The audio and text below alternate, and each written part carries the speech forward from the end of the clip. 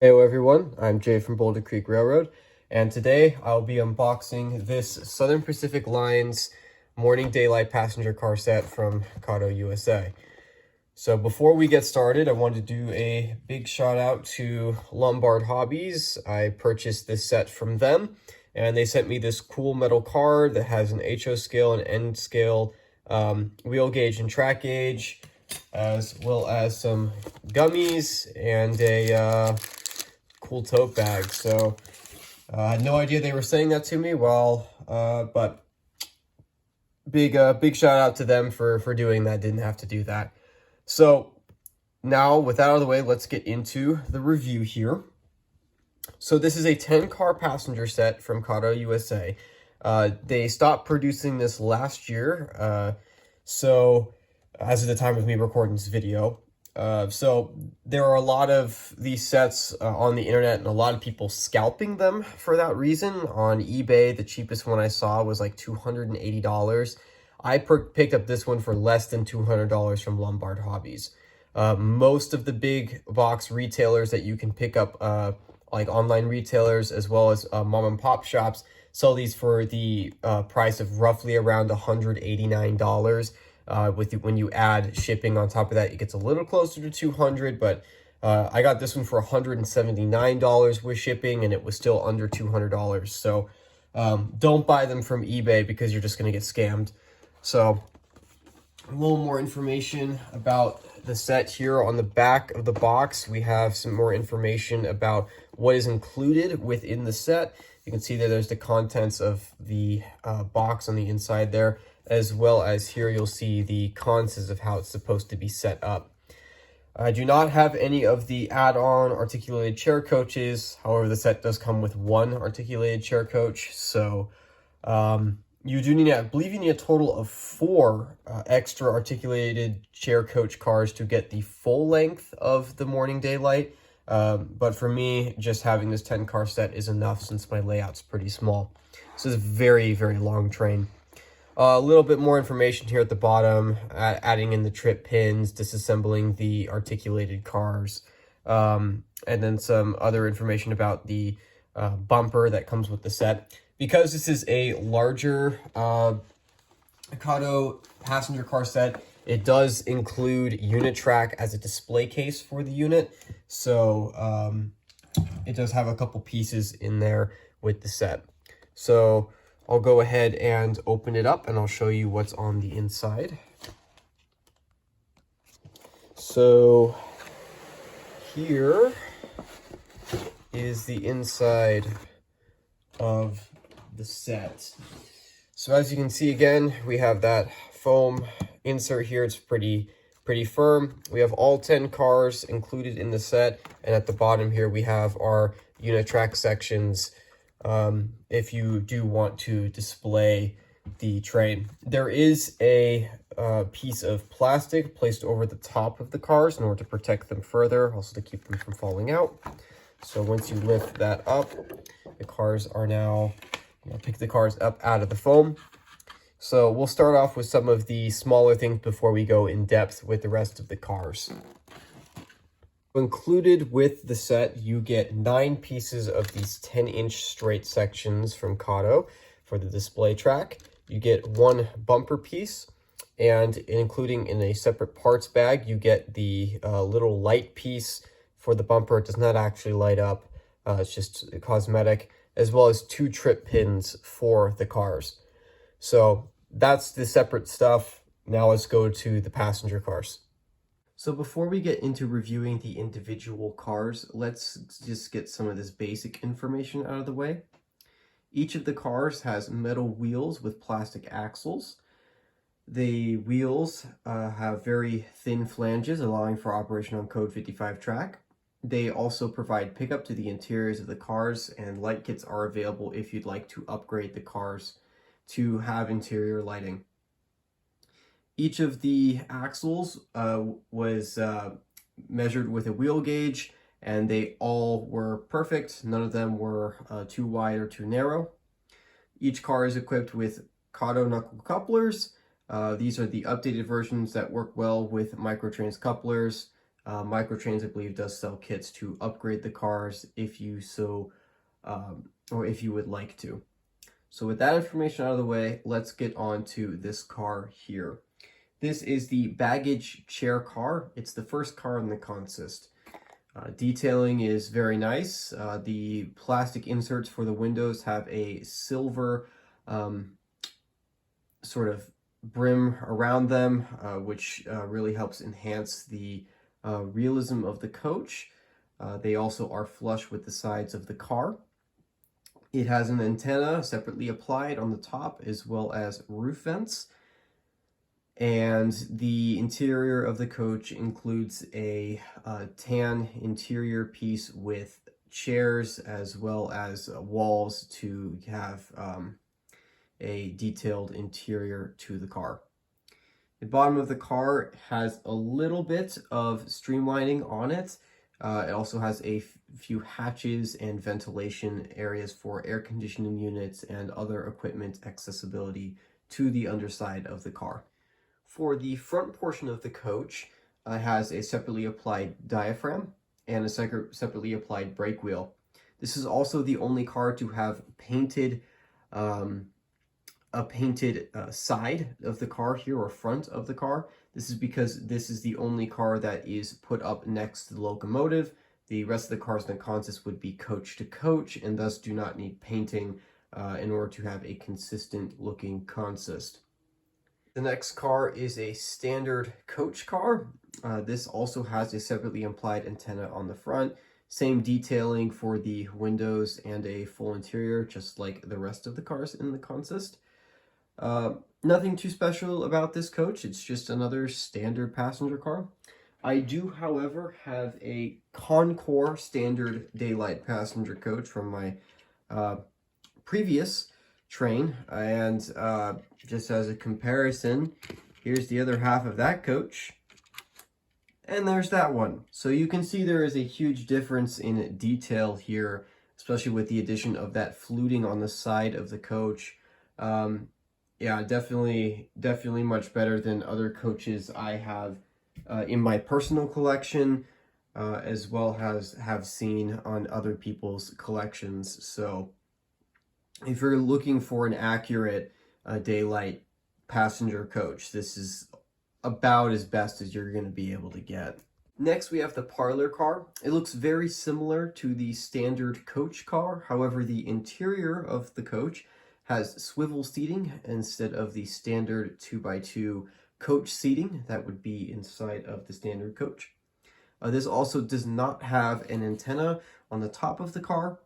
It also does have the fluting and air conditioning vents on the bottom of the car, although that is hard to see because that is black. Just as a little peek here at the sides of the coaches, if I can get the focus a little bit better,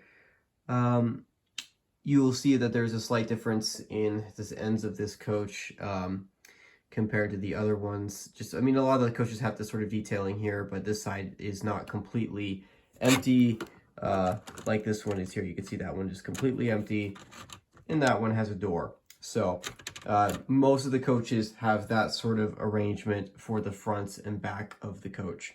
The next car in the consist is the Tavern Car. This was a place where you could get drinks or a couple snacks if you didn't want to go to the dining car on the train. Biggest identifications of this being a tavern car is the big blank spot here. That is where the sort of miniature kitchen or bar is located on the train. You can't have windows there on the bar because there's a bunch of places to store drinks. We also have the antenna on the top of this coach as well, air conditioning vents on the bottom of the coach, and very special seating on the inside. Their booths are located on the inside of this coach, and it is the same on both sides. So that's a little bit about the Tavern Car. Now, the last of the standard coaches in this consist is our observation car, or parlor observation, actually. So this is the same as a very similar interior to our standard parlor car, except for a slight difference here at the end of the car. As it goes into that bullet shape towards the end of the car, the seats positioning gets a little bit different, and thus the interior is slightly different. This is probably the most interactive of all the cars, and I'll get to that in a minute. We also have that separately applied antenna at the top of the car.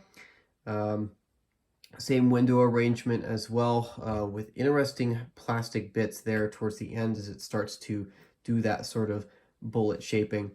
There is a coupler on both ends of the car, which is good. So if you do for some reason want to couple the end of your observation, you can. However, but the biggest thing that really makes this car stand out is the lighting features. So this works on both DC and DCC. So we have a red light located here at center. We have two smaller lights there and a light up daylight marquee, which has been printed in very tiny lettering. And I'll turn off the lights to let you see that a little bit better. So now you can kind of fully appreciate the lighting on this car there. It's very hard to read, but yes, it is a completely accurate daylight observation light up neon sign on the back. It ain't in neon, but the fact that it is there on the car is very, very, very cool. I would also like to mention that this is also not a separately applied lighting kit. This is just how the car comes already installed with this. So you don't have to worry about upgrading your car to include lighting or light kits to have this feature. So in order to show you the next car in the consist, I had to move to the yard and remove a bunch of scenery so you can actually see how massive this coach is. This is an articulated chair car. And on the actual daylight train, there were a bunch of these. There were roughly 5 to be exact. Now, each one, well, of course, and that always depended on how large the train needed to be. Of course, during the off season, it may have less of these coaches, but each of these coaches is very distinct for one of 2 reasons. The first being the fact that some of them have, or one half has an antenna and the other one doesn't. The other thing too is depending on which of these articulated chair coaches you are situated in, it may be labeled as a men's coach or a women's coach. So this is the first articulated coach I have ever seen in person, as well as even put in my hands. Kato really went all out with this mechanism for it. I've had no issues at all of it getting caught and derailing my train. It has a full range of motion. It can go around some very tight curves. Almost I think my 9-inch radius curves. It went through perfectly fine. It also has enough flexibility for you to go up and down bumps on your railroad. So it is a little bit more limited, but yes, it can actually go up and down crevices and high points in your track without having any issues or derailing. So absolute props to Kato on this car. Extremely accurate again. Same information for all the coaches going forward with just the way the mechanism works. Because there is one more articulated coach, well, 3 that are included in the set. So the final car in the consist, and the largest one at that, is our 3-unit dining car. Now, technically, not every car in this consist is related, or, well, is a dining car. They're all just related to food in general. So the first car we'll be focusing on is this one here. That car is the dining car. So that is where the people eat on the train. This is where you could sit down, order a meal.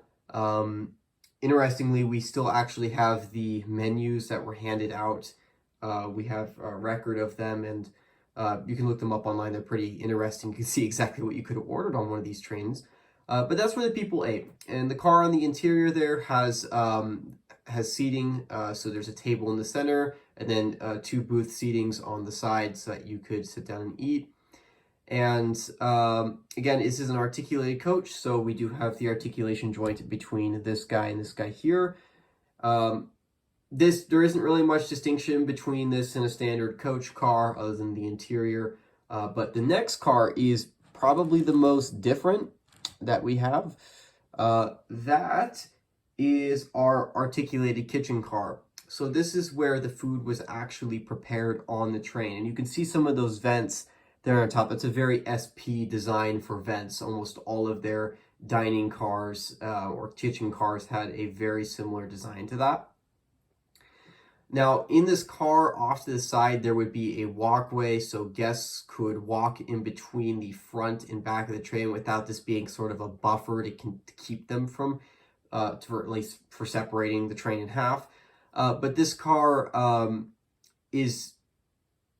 I don't believe has a really accurate interior in that it has like equipment and tables and chairs, because the windows on this are very small, and it doesn't really need that. Because no one's going to be looking inside a kitchen anyway, kitchen car. You see, these windows are tiny. You can see anything in there anyway. It does have the walls. So there are the walls for the separation joints, but there isn't anything like chairs or any identifying factors on the inside of the car. But the outside of the car is very identifiable. So we have that. So the last car in this 3-unit set, if I can get my train to not roll down this hill, let's see if I can put something up here and keep that in place. There we go. Is our articulated coffee shop car.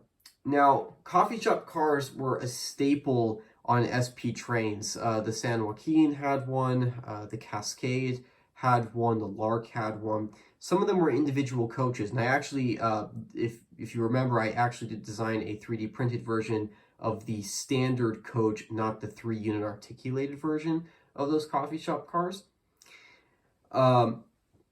This one here, its major identifying factor as a coffee shop car is the slight difference there between the windows. So instead of having windows all the way through, it has a slightly larger gap between the windows there.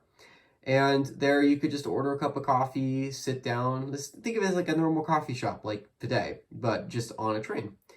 Yeah, so that kind of covers all the cars available in the consist. Again, this is the 10-car set. If you want to have an accurately sized daylight consist, you're going to need 4 more of those smaller articulated chair coaches. But other than that, that is it. That is what is included in this set. So I'll show you a little bit of how that articulation works on the coaches up close, and then we'll do a couple shots of my GS4 pulling these coaches around the layout. To give you an idea of how much these coaches can articulate, just kind of put my 2-unit here.